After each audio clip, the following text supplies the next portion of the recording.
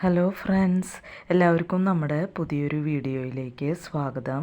ഇന്ന് നമ്മൾ നല്ല സോഫ്റ്റായിട്ടുള്ള ഒരു അവലപ്പത്തിൻ്റെ റെസിപ്പി ആയിട്ടാണ് വന്നിട്ടുള്ളത്. തേങ്ങയോ കപ്പിയോ ഒന്നും കാച്ചാണ്ട് നല്ല സോഫ്റ്റായിട്ട് ഉണ്ടാക്കാൻ പറ്റിയിട്ടുള്ള ഒരു അപ്പമാണ് ഇത്.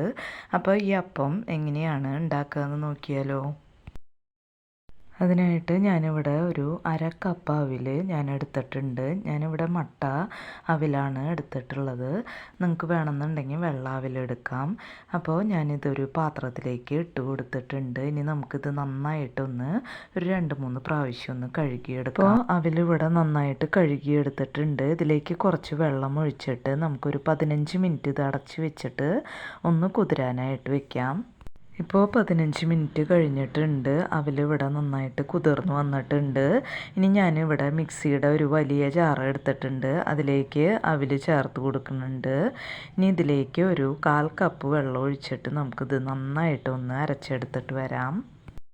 ഇപ്പോൾ അവിലിവിടെ നന്നായിട്ട് അരച്ചെടുത്തിട്ടുണ്ട്. ഇനി ഞാനിവിടെ അരിപ്പൊടിയാണ് എടുത്തിട്ടുള്ളത്. അത് പത്തിരിപ്പൊടിയോ വട്ടയപ്പത്തിൻ്റെ പൊടിയോ ഏത് വേണമെങ്കിലും എടുക്കാം. അപ്പം ഞാനിവിടെ 2 കപ്പ് അരിപ്പൊടി മിക്സിയുടെ ജാറിലേക്ക് ഇട്ട് കൊടുക്കുന്നുണ്ട്. അപ്പോൾ വലിയ ജാർ എടുക്കുമ്പോൾ നമുക്ക് 2 കപ്പ് ഒന്നിച്ച് അരച്ചെടുക്കാനായിട്ട് പറ്റും. അപ്പോൾ അതിനാണ് വലിയ ജാർ എടുത്തിട്ടുള്ളത്.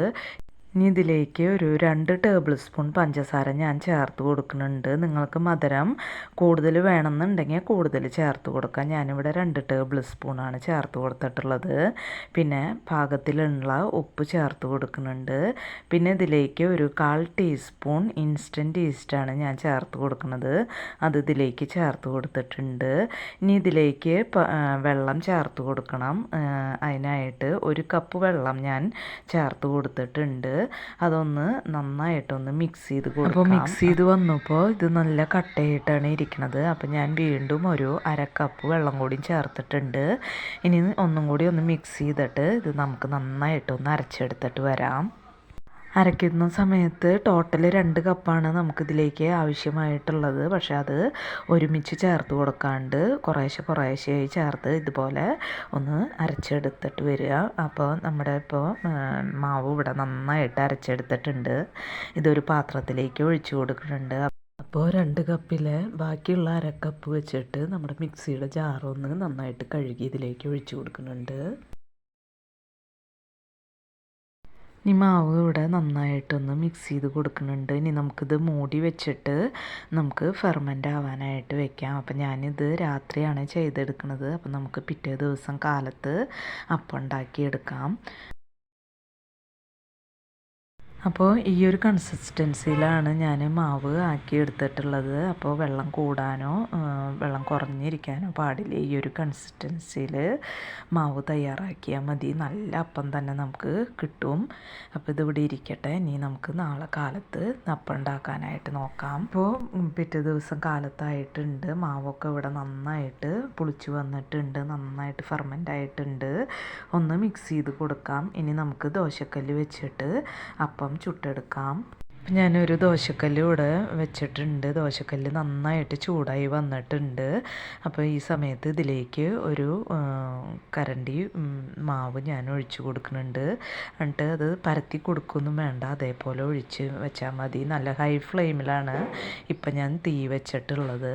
ഇനി ഇതിൽ നന്നായിട്ട് ബബിൾസൊക്കെ വന്ന് ഓട്ടയായിട്ട് വരുമ്പോൾ നമുക്ക് മീഡിയം ഫ്ലെയിമിലേക്ക് തീ വെച്ച് കൊടുത്ത് മൂടി വെച്ച് ഇത് വേവിച്ചെടുക്കാം. പിന്നെ മറിച്ച് ഇടേണ്ട ആവശ്യം ഇല്ല. ഇപ്പോൾ ബബിൾസൊക്കെ വന്നിട്ടുണ്ട്. ഇനി നമുക്കിത് മൂടി വെച്ചിട്ട് വേവിച്ചെടുക്കാം. മീഡിയം ഫ്ലെയിമിൽ വേവിച്ചെടുക്കാം. ഇപ്പോൾ അപ്പത്തിൻ്റെ പുറമേയൊക്കെ നല്ല ഡ്രൈ ആയിട്ട് വന്നിട്ടുണ്ട്. ഇപ്പോൾ നമ്മുടെ അപ്പം ഇവിടെ റെഡി ആയിട്ടുണ്ട്.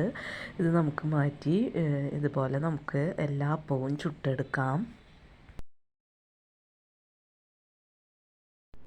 അപ്പോൾ ദോശക്കല്ല് നല്ല ചൂടുള്ള സമയത്ത് തന്നെ മാവ് കോരി ഒഴിക്കാനായിട്ട് ശ്രദ്ധിക്കുക. അതുപോലെ തന്നെ നല്ല ഹോൾസൊക്കെ വന്നതിന് ശേഷം മീഡിയം ഫ്ലെയിമിലേക്ക് തീയാക്കിയിട്ട് മൂടി വെച്ച് അപ്പം വേവിച്ചെടുക്കാം. അപ്പോൾ നമുക്ക് ഇതുപോലത്തെ നല്ല സോഫ്റ്റായിട്ടുള്ള അപ്പം കിട്ടും.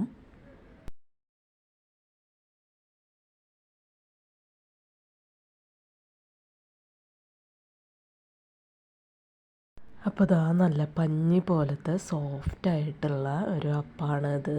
അപ്പോൾ നിങ്ങൾ ഇതുവരെ ട്രൈ ചെയ്തിട്ടില്ലെങ്കിൽ ഇതൊന്ന് ട്രൈ ചെയ്ത് നോക്കുക. എന്നിട്ട് അഭിപ്രായങ്ങളൊക്കെ കമൻസായിട്ട് പറയണം കേട്ടോ.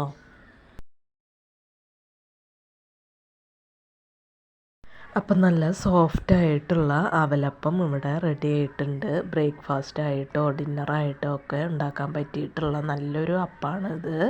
അപ്പോൾ ഇതാ കാണുമ്പോൾ തന്നെ അറിയാം നല്ല സോഫ്റ്റായിട്ടുള്ള ഒരു അപ്പമാണെന്ന്.